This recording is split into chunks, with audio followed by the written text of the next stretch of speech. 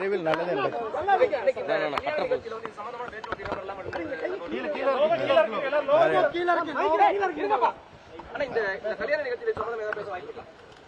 அது இதுவரையிலும் தெரியவில்லை.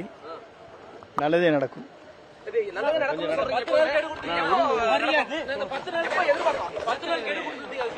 10 நாள் கெடுலாம் கொடுக்கல. நான் கொடுத்ததே நீங்க மீடியா தான் தப்பா போட்டீங்க.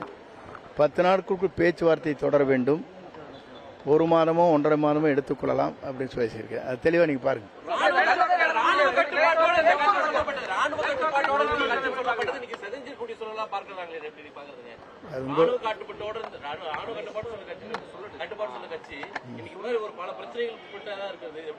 அது உங்கள் கருத்து.